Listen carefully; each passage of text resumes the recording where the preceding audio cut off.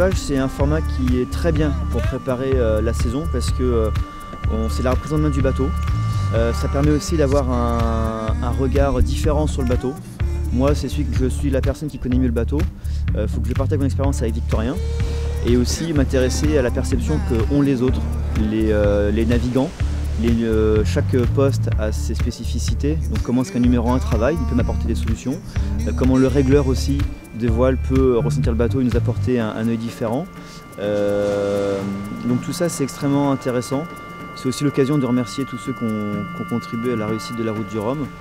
Et voilà, c'est essentiellement avoir de l'énergie positive à bord, des gens motivés et qui apportent un œil nouveau sur le bateau.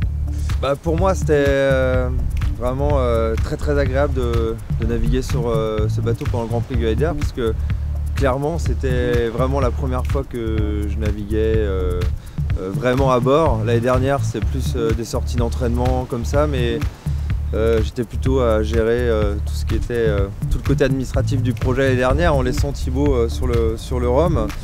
Et voilà, donc ce Grand Prix Glider je me suis pleinement impliqué. J'avais plutôt un rôle de barreur sur les différentes régates qu'on a fait. Thibaut, ayant une connaissance générale du bateau, avait un rôle de chef d'orchestre. Et voilà, donc Thibaut, lui, s'est occupé de faire avancer le bateau vite sur les sessions de run de vitesse.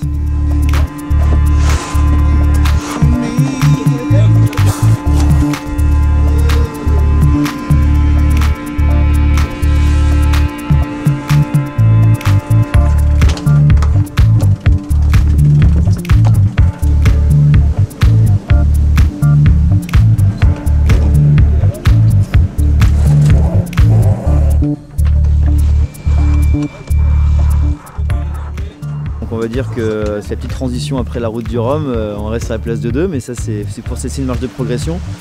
Derrière un concurrent qu'on redoutait un petit peu, en tout cas qu'on va observer, donc c'est Nicolas Troussel sur son bateau Crédit Mutuel de Bretagne, qui a affiché un bateau bien préparé, optimisé avec un équipage bien affûté.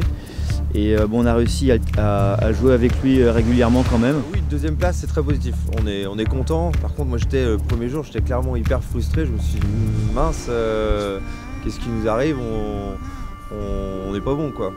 Et j'étais vraiment très déçu et puis ça m'a fait plaisir de voir qu'en fait, voilà, il nous manquait d'entraînement, de la rigueur et voilà, à la fin, on a vu clairement qu'on a du potentiel. Je suis vraiment pas inquiet sur la vitesse du bateau.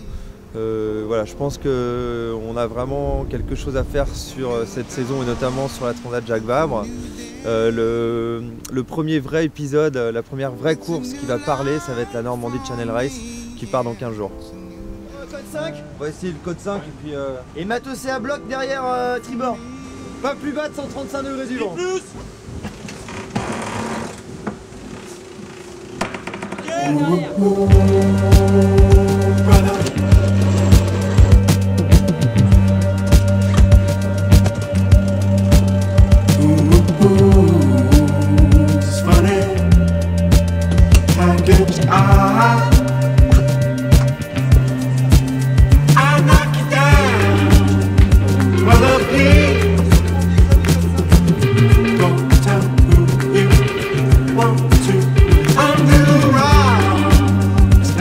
Le bilan, voilà, c'est qu'on est dans le match. Le bateau, on sait qu'il va vite. Maintenant, il faut qu'on le maîtrise davantage pour le mettre à 100% de son potentiel le plus souvent possible. Et surtout, ce qui est intéressant, voilà, c'était de donner la motivation que tout le monde avait à bord. Et on a une anecdote assez particulière, c'est que sur un départ, la dernière manche, on a accroché dans un casier qu'on a traîné pendant presque 1 mille avant de pouvoir s'en dégager. Et on a un équipier qui s'est jeté à l'eau spontanément en caleçon avec une eau à 11 degrés. Je peux dire qu'il faut être motivé pour y aller. Et voilà, il nous a dégagé de tout ça. Et malgré le fait qu'on reparte bon dernier loin derrière, et ben on s'est accroché, on s'est projeté sur tout le long de la course et on a fini par une 2e place. Et on a même failli gagner la course, donc bilan, voilà, même si c'est que second, si on s'intéresse à tous les micro-événements qu'il y a dans la course, c'est très positif. Le défi voile solidaire en peloton, c'est plein d'entreprises qui nous entourent. Là, on vient d'accueillir un nouveau partenaire fondateur qui s'appelle Telem Assurance. Donc, on a porté leurs couleurs pour la première fois sur cette première épreuve.